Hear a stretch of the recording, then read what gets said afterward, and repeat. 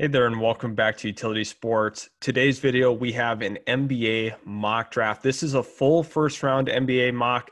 We are one of the first ones really talking about the NBA draft, and we're starting pretty early in the process, but it is important to kind of see how the draft order is shifting out and some of the possible draft pick selections. Also, don't forget to like and subscribe to our channel. We do appreciate all the support, and the best way to stay up to date on these NBA mocks is to be subscribed.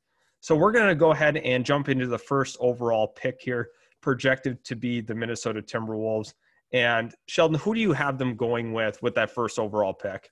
Yeah, right here is going to be Cade Cunningham out of Oklahoma State. He solidified himself this season. He came in out of high school as the number one player in the class, and he solidified that this season. He shot 40% from the three-point line, about 44% from the field. He has real playmakers touch watching him. I know he only averaged about 3.5 assists and 4 turnovers this year, but he sees the floor well. He's a selfless star. He's willing to move the ball up the floor ahead to players who are running in transition. That was a real strong point for Oklahoma State this year, how they moved in transition. And Cade Cunningham was a big reason why that worked. He was willing to play without the ball, but when he did have the ball in his hands, he was magnificent. Scored about 20 points a game as well. And based off of where the standings are right now, that's why the Minnesota Timberwolves do have the first pick. Obviously, the lottery could shake it up, but whoever is picking number one will pick Cade Cunningham. He is the best player in this class, and I don't believe it's necessarily close either.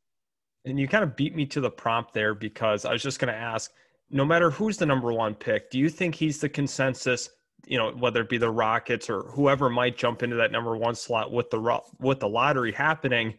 Do you think he's just seamless fit for all these teams? Yeah, I think he is. He's just a little bit too much to pass on physically. He's a 6'7" point guard. He's got an NBA-ready body. You can look at him. He's going to come in. He's able to play the position easily day one. He's got good length, good athleticism as well.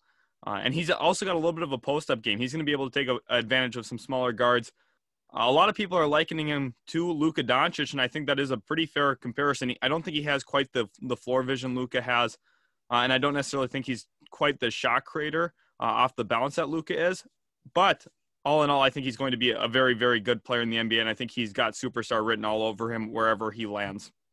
So now we're moving on to the number two pick, and that is the Houston Rockets here. What direction do you think that they can go? Obviously, the whole James Harden thing has really shook up this team, and they've been brutal this year. Who do you have them taking it to? Yeah, the Rockets, they are a tough situation. I have them going Jonathan Kuminga right now, out of the G League Ignite squad. My reasoning for opting for him over some of the other guards in this class, like Jalen Suggs, Jalen Green, is just kind of their current roster composition. You're looking at Kevin Porter Jr.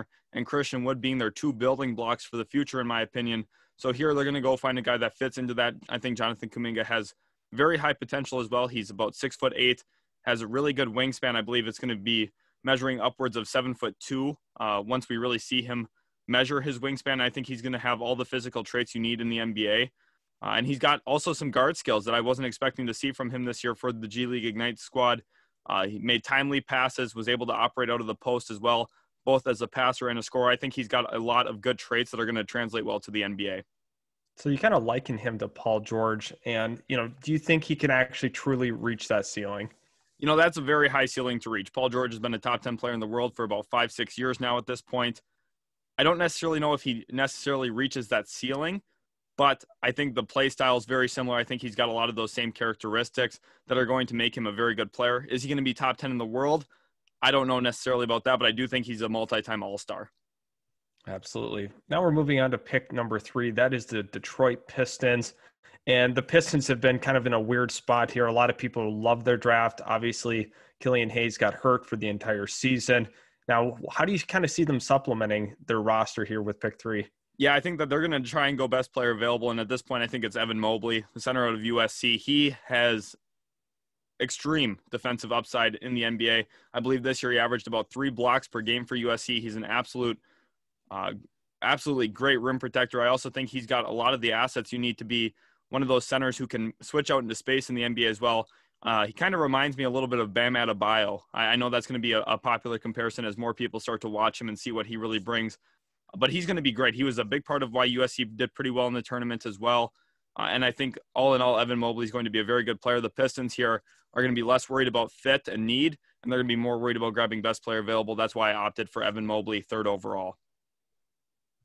Absolutely. I think that the Detroit Pistons will be looking in that direction. Pick 4, we have the Orlando Magic.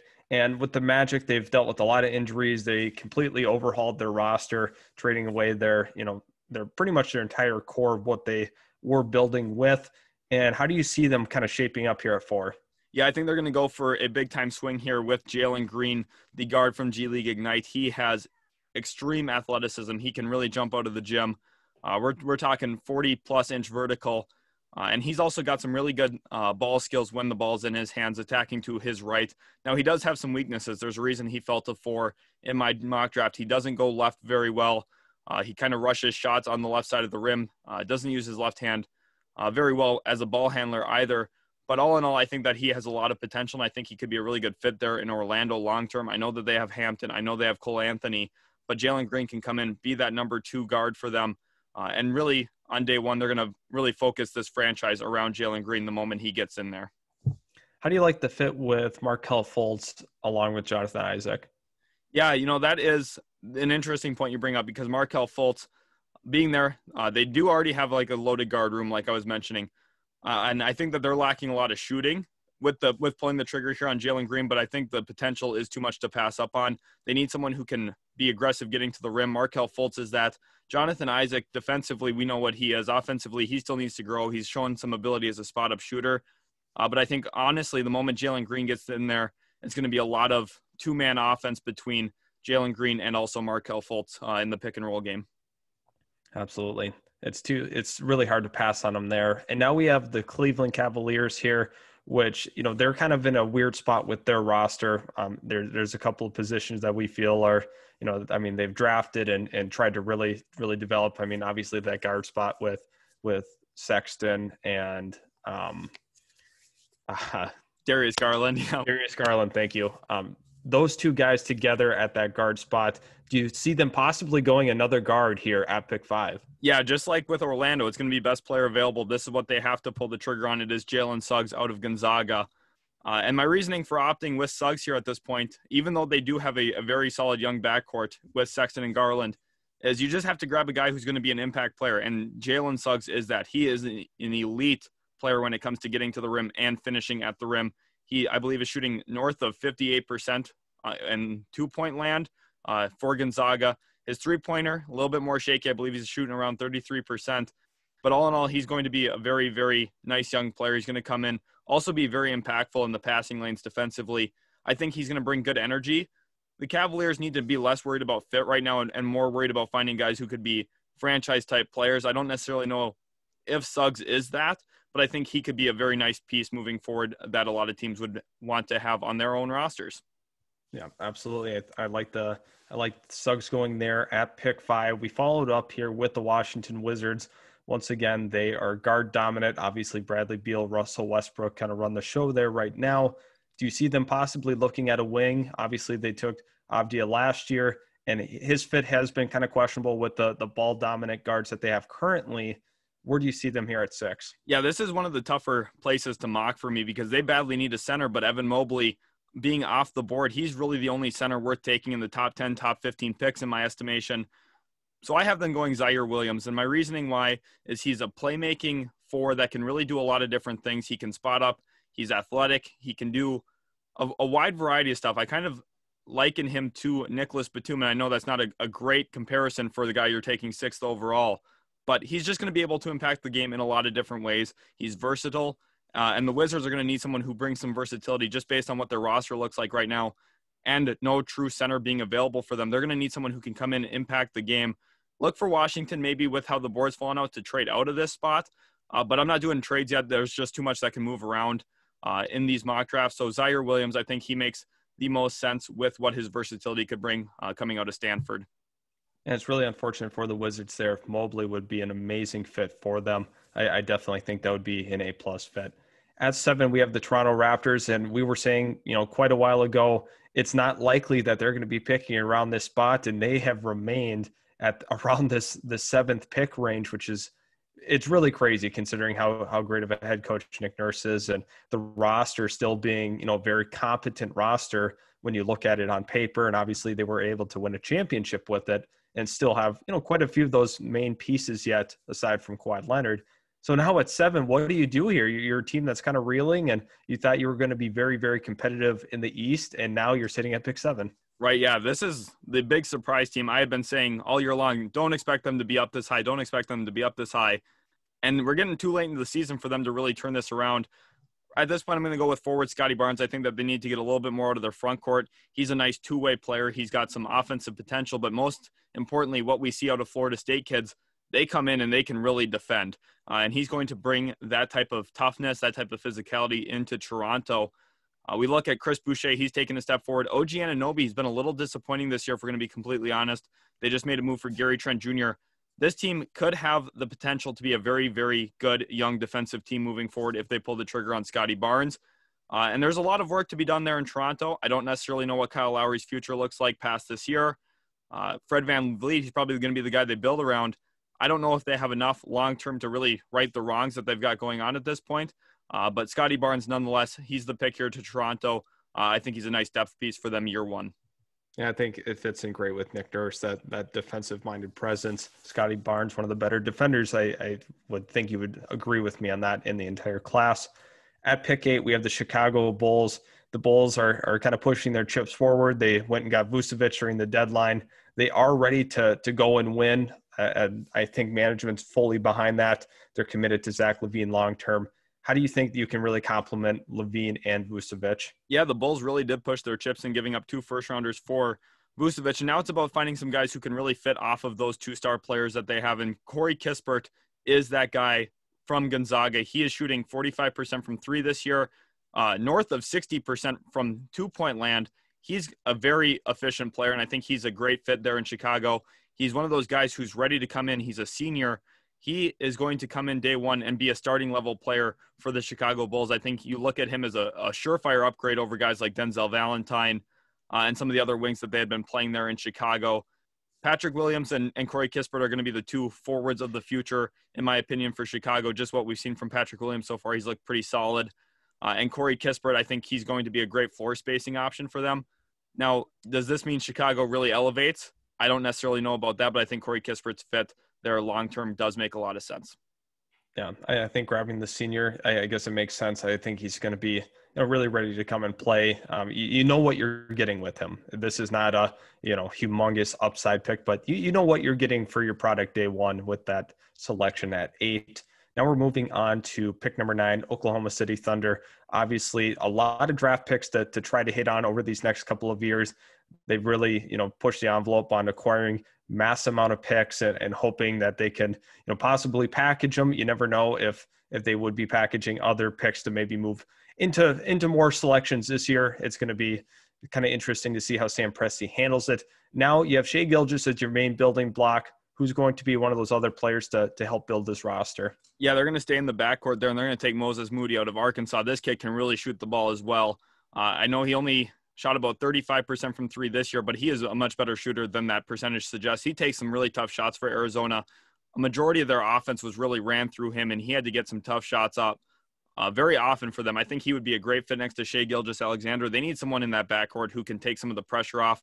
I believe about 85% of his baskets this year have been unassisted. So bringing in a guy who can take a little bit of that offensive load, is used to running an offense a little bit like he has for Arkansas this year, would be a really good fit for them. Sam Presti starts his draft reign over the next 7 years with Moses Moody here at pick 9. Yeah, big impact player for Eric Musselman at Arkansas. At pick number 10, we have the New Orleans Pelicans, which they're really in a dire need for shooting. They obviously got rid of J.J. Redick this year. Now, what's the move for them? Are they going to acquire more shooting, or is this just kind of, best player available at this point? Yeah, this is a nightmare situation for New Orleans. When rolling through pick 7, they were feeling pretty good about themselves. The 2 best shooters in the class still on the board. Then they go back-to-back right in front of New Orleans. This is a tough spot to be. They offer James Bouknight. He's a very versatile player, brings some defensive presence, also a quality playmaker at the shooting guard position, and can get his shot off in the half court as well. I don't really love his potential, but I think he's going to come in and be a quality player. And the one thing that's tough for me is it's tough seeing what Stan Van Gundy is going to want to do with this team. I don't trust him when it comes to building up teams when he has any say in personnel decisions. when he was the lead executive for Detroit, we saw what he did with that roster and ultimately why they're going to be picking top 3 for the next few years. Essentially, Stan Van Gundy set them up for failure. And here in New Orleans, I've already got questions about what he's been doing.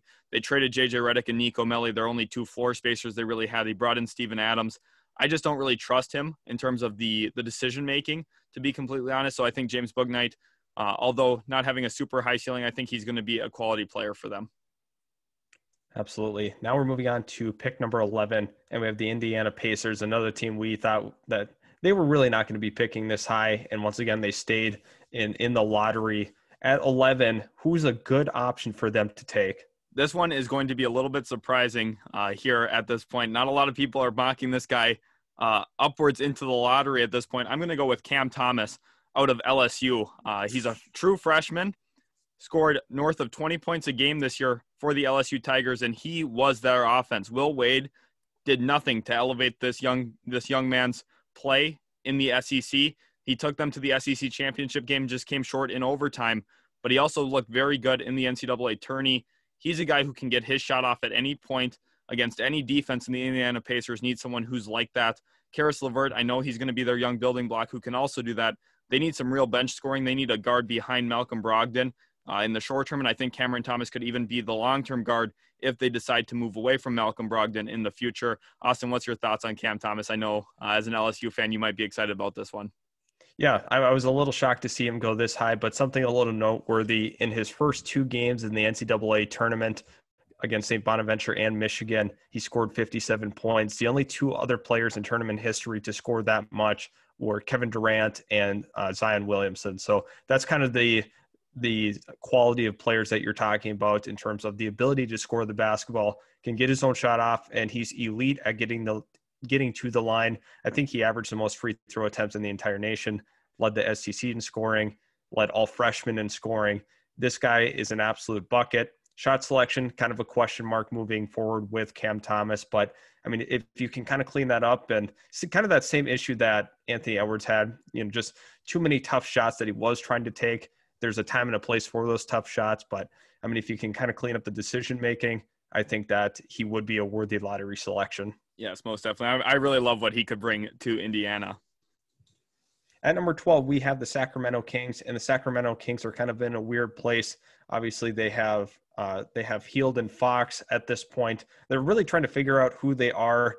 I mean, they're just are they really, really bad? Are they just mediocre? They kind of just fall into a weird spot here. They have some good players, but they're not fully tanking at this point. Who do you have the Kings taking at 12? Yeah, the Kings management is going to be interesting. They have Tyrese Halliburton there as well. I wanted to mock a specific guard to them, but I just couldn't feel like I could do that with their backcourt situation.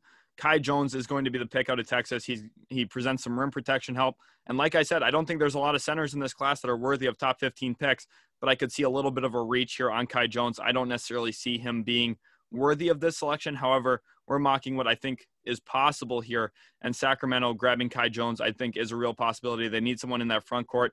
Rashawn Holmes, I don't know what his long-term future looks like in Sacramento. Marvin Bagley more than likely will not be a Sacramento King by the end of next season. They need to find some young players to help that front court out. Right. And Hassan Whiteside has also not worked out as well for them. That's been kind of a disaster. I think that they would be motivated to take a center. At pick 13, we had the Golden State Warriors. And once again, the Golden State Warriors are in a position that really nobody thought. We thought they were probably going to be a playoff team despite not having Klay Thompson. I mean, they have Wiseman, they have Steph Curry, they have Draymond Green, Andrew Wiggins. They have a pretty talented roster. And Steve Kerr has not been able to kind of guide that ship in the right direction. They're sitting here at 13, which is surprising. Who complements this Warriors team the best? Right. They're going to be looking for someone who can come in and impact the game off the bench, and that's going to be Keon Johnson from the Tennessee Volunteers. I like what he brings. He's a dynamic guard, 6'5", can get to the rim, has a good handle. He needs to really work on his shooting. He does not shoot the ball well at all right now. But I think the Warriors need to find some guys who can really fill out this bench and bring in certain aspects that they don't have at this point, and having someone who can get to the rim is going to be that option. I would be surprised if Kelly Oubre is back in Golden State next year. There's a little bit of beef between him and Steve Kerr about his possible role next year because Wiggins is for sure going to be a starter. Obviously, Klay Thompson, Wiseman, Draymond, Curry are also going to be locks for that starting lineup. Oubre doesn't want to come off the bench. You're going to need someone who can get to the rim off the bench, and I think Keon Johnson is that guy for them at pick 13. Now at pick 14, we have the Memphis Grizzlies. Memphis, once again, they're kind of looking outside in on that playoff picture. It's going to be kind of tough for them to, really solidify themselves as a true playoff contender. And they barely missed out last year. Where do you have the Memphis Grizzlies going? Yeah, the Grizzlies here are going to go with forward/center Franz Wagner out of Michigan. We saw his brother Mo Wagner just get traded this trade deadline. And Franz Wagner played very well throughout the tournament so far. He is a guy that's really elevated his stock in a lot of ways. I don't really like him a lot when it comes to what he's going to bring in the NBA draft or to an NBA franchise. However, I could see it very likely that he still goes, and the Grizzlies are going to be looking for shooting. Ja Morant, shooting the actual worst percentage from three this year out of all players in the NBA, I believe is about 25%. And he's just not being very efficient from that depth of field. They're going to be looking for guys who can stretch the floor a little bit for them. And it's tough this year, too. They haven't had Jaren Jackson Jr. Franz Wagner is going to come in and be a depth center for them immediately. I think he plays a little bit of that small ball five.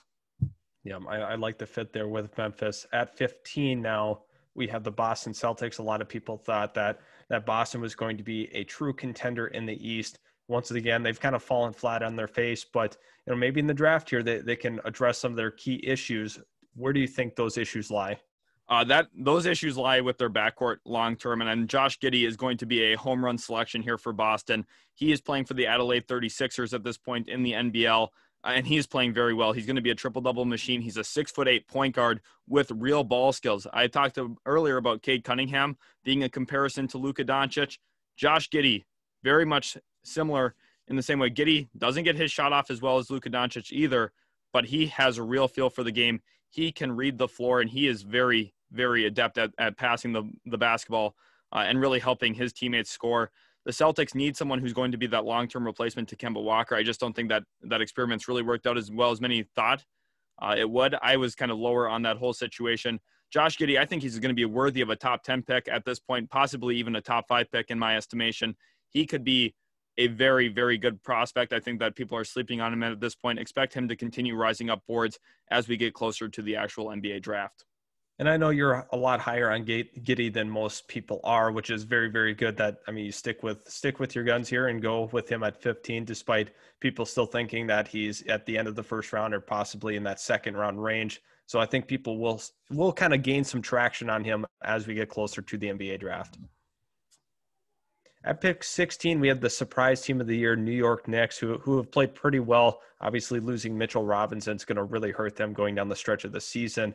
So as the roster kind of sits and Tom Thibodeau, where do you think he would kind of opt to go? Yeah, I absolutely love this pick here for the New York Knicks. I'm going with guard Davion Mitchell out of Baylor. The Baylor Bear here is the best defensive player in this class. He's 6'2", but he is Patrick Beverley and possibly on steroids. He moves his feet so well.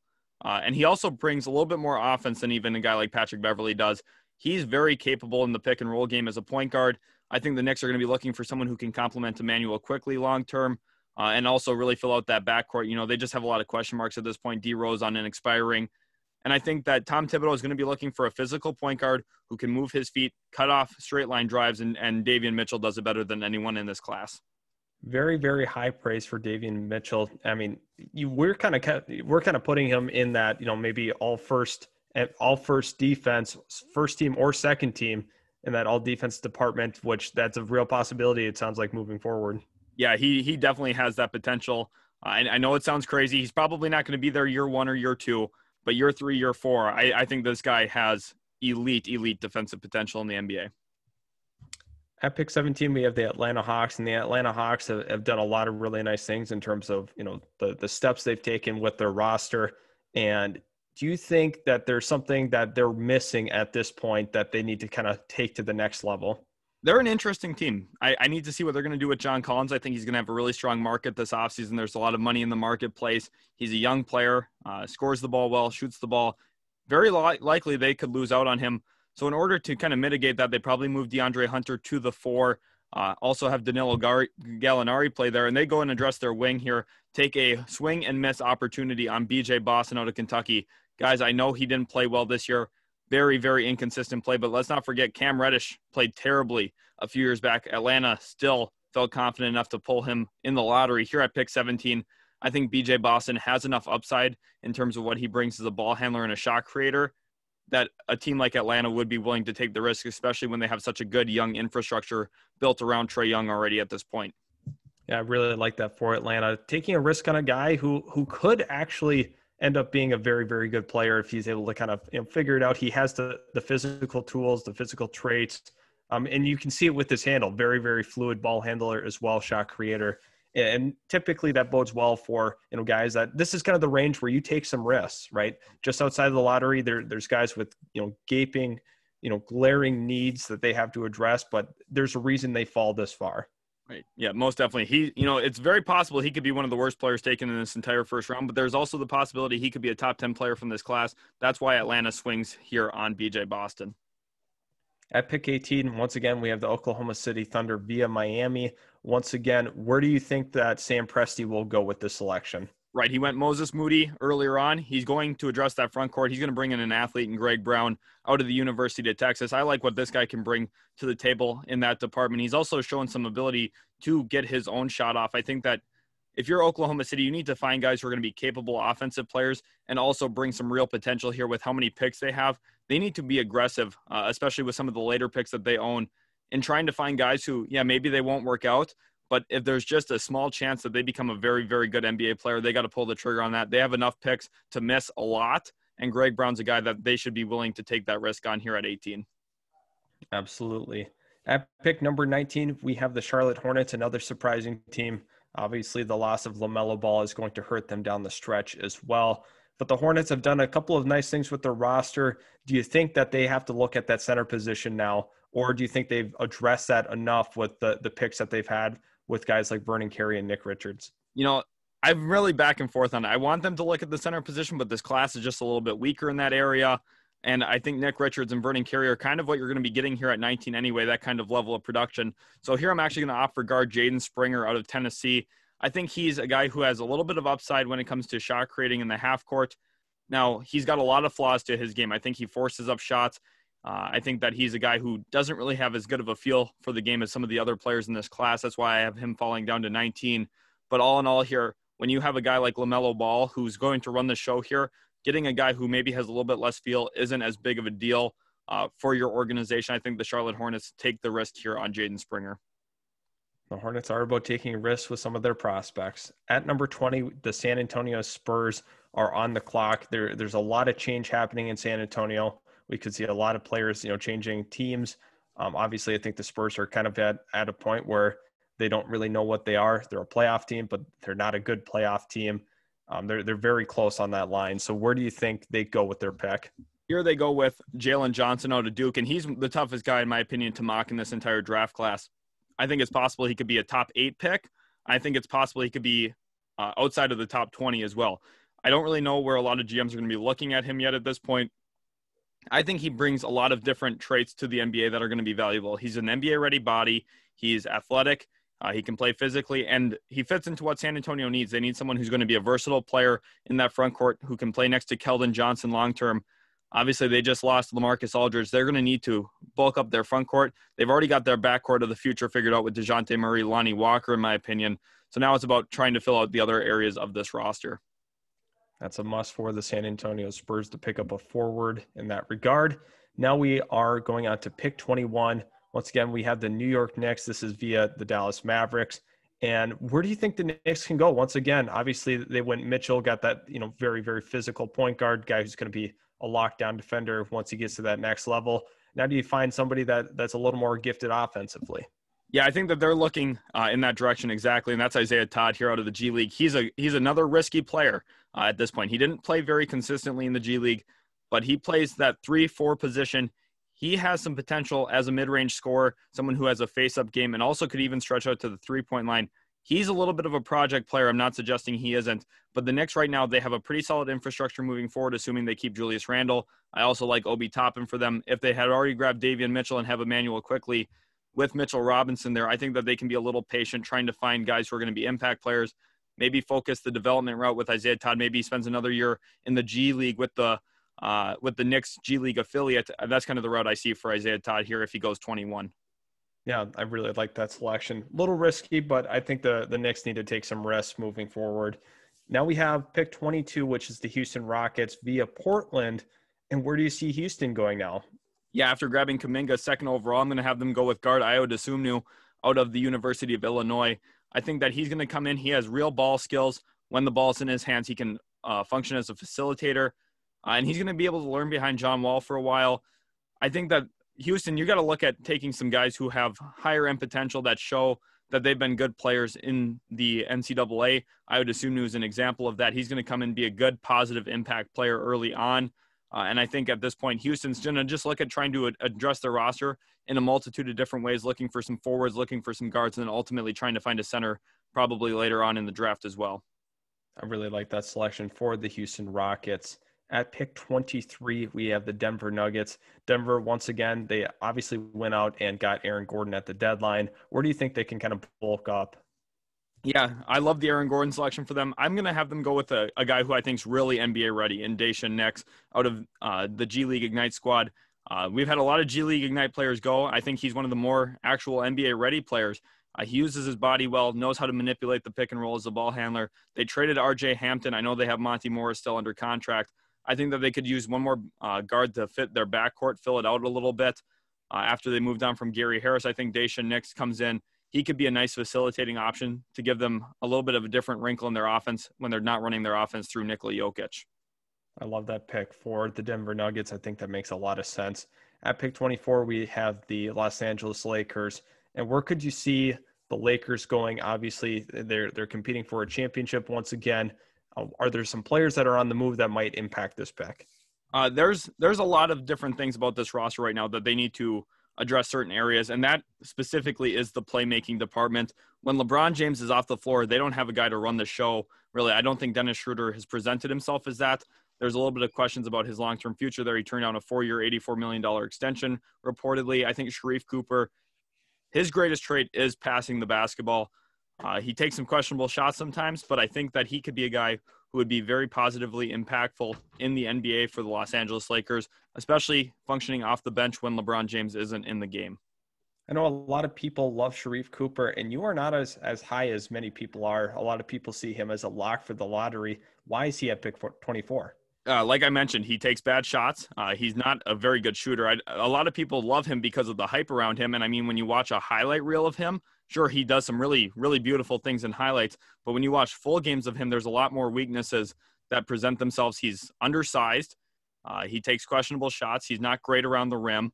He's got a lot of question marks defensively for me. I think there's a lot of things that people don't see simply because they're watching highlight reels. And then the media kind of generates some of this too, ranking him higher than I think he should be. Absolutely. At pick 25, we have the LA Clippers. And where do you think the Clippers can go? Because their roster is pretty full. They got a lot of guys currently that they do like off the bench. Batum is on an expiring deal. We don't know if he will be back next year. Do you think they might try to replace him? Batum is an interesting part of that roster. However, I think they're going to be more focused along the guard position. And I think this is a pick you're going to love here, Austin. I'm going with guard Tre Mann out of the University of Florida. My reasoning for this is his brother Terrence Mann's really turned it up recently for the Los Angeles Clippers. I think it's very possible they look at another man here coming into Los Angeles. Austin, what's your thoughts on Tre Mann to the Clippers? I really like that. I think they do need to bolster up that guard spot. It really depends on, with the whole Rondo thing. Obviously, Rondo will be back next year, but the following year, you have to be ready to go with that second unit. There's going to be a lot of turnover. Obviously, they do have a couple of young forwards like Terrence Mann and Amir Coffey that they do like, but they do need a guard for sure. They have also Daniel Oturu at that center spot that they are, developing currently. So getting that guard, they don't have one that they've been really trying to groom at this point. I love the Tre Mann pick. Yeah, I think that it just makes a lot of sense. I think he's a very, very good young player. He can get his shot off. I think it bodes well for what the Clippers need long-term as well. At pick 26, once again, we have the Houston Rockets, and Houston, once again, full-on rebuild for them at this point. Where do you like the Houston Rockets to go? This pick is from Milwaukee. Yeah, this is an interesting spot here. I think Houston on draft night should try and be aggressive, probably moving some of these picks up, trying to package. I think Desumnu and the next player here I have mocked them, Jericho Sims out of the University of Texas, just aren't necessarily as high impact guys as what they could do if they're aggressive trying to move up back into the lottery with these picks. However, I think Jericho Sims would be a very nice piece for the Rockets. He's athletic. And to be honest with you, this is a really need-based pick because their backup center situation is terrible. That's a real reason why they went on a 20-game losing streak this year. Christian Wood went down, and they were asking players to play at that center position that just aren't NBA-level talent. I think that they're going to look to address the center position long-term through the draft and through free agency. I think Jericho Sims provides some athleticism. He's really grown as a player, too, at the University of Texas. He's now a senior there. He grew under Shaka Smart a lot, who just took a job to Marquette. But I think that he's a very well-rounded player. I don't think he has very good potential in the NBA, but he's going to be a rotational big early on there in Houston during their rebuild. You know, just sticking on Jericho Sims for a second, you played against him in high school. How has he grown as a player? Yeah, he has grown in a few different ways. Part of it is his defensive presence. He has bulked up quite a bit. His body transformation from his senior year of high school to his senior year of college is actually very remarkable. He's gotten a lot stronger, put on a lot of muscle mass. He hasn't really grown in terms of what his talent is on the offensive end of the floor. That's kind of one of those issues that he hasn't propelled himself. Coming out of high school, many thought he could be a much higher pick than this. I think I'm also one of the guys who are maybe a little bit higher on him going here at 26 than some others. But nonetheless, I think he's growing defensively with what his brain is to as well. I think he recognizes rotation sooner. He's a better help side defender now because of what Shaka Smart's really coached him up to do there at Texas. At pick 27, we have the Philadelphia 76ers. This is kind of a weird spot to mock once you get to some of these playoff teams. It makes it a little more difficult to try to figure out what they need. Where do you think the Sixers are kind of lacking at this point? Yeah, this is an interesting one too. I would be surprised if the Sixers have a pick on draft night because you and I were talking about this off the channel. Daryl Morey hasn't made a selection in the first round since 2015, and that was Sam Decker. So here I'm going to have him go with Drew Timme out of Gonzaga. I think he's going to come in, be a nice rotational finesse center for them as a backup guy behind Joel Embiid. But ultimately, I just really don't see them holding on to this pick come draft night. I expect them to trade out or maybe look to make a move aggressively on draft night. It's very unlikely that they have this selection at 27. Moving on to 28, we have the Brooklyn Nets. It's crazy to me that they still have a first-round pick after all the talent that they have acquired, especially James Harden. So now you're the Brooklyn Nets. You were very, very successful in the buyout market. It kind of depends if they're able to bring some of those guys back next year. But where do you see the Nets as it currently stands go? Yeah, the Nets here are looking for some front court help long term. They're going to go with center Day'Ron Sharpe out of the University of North Carolina. He's a guy many thought could have been a lottery pick this year. Just didn't really live up to that expectation, though, at UNC. But I do think he presents some nice, unique athleticism. I think he'd be a really good long-term fit next to James Harden as a lob threat. I think he could grow as a rim protector as well. He's a little stout. Doesn't bring a lot on the offensive end in terms of working off the low block or in the face-up game. But as a screen and roll big, I think there's some sensibility there with him landing in Brooklyn. Number 29, the Phoenix Suns. Once again, the Suns have really surprised a lot of people at this point. Where do you think the Suns' biggest needs lie? Yeah, the Suns need to find some guys who are going to be some backcourt help behind Chris Paul and Devin Booker, and they also need to look at that forward position. And I'm going to go with a guy who's a little bit of a hybrid both. Jared Butler out of Baylor. He's a guy who can get his own shot off, a very competent defender. I think you're looking for some depth pieces there for Phoenix, and I think someone who's experienced like Jared Butler is coming out of Baylor makes the most sense. He's going to be physical. He's going to be scrappy. And he comes from a winning program. That's what Phoenix is all about right now, trying to get guys from winning programs that are going to be helpful pieces in hopefully trying to get them to a championship at some point. I think that's a phenomenal fit with him in the Phoenix Suns. And finally, we conclude with the Utah Jazz. Utah Jazz have been absolutely great this year, but is there kind of an area of concern for you? Yeah, there's a few different ones. I think that they could use another creator off the bench. I know Jordan Clarkson, very good in that regard. I think they could also use some backcourt or front court backup help.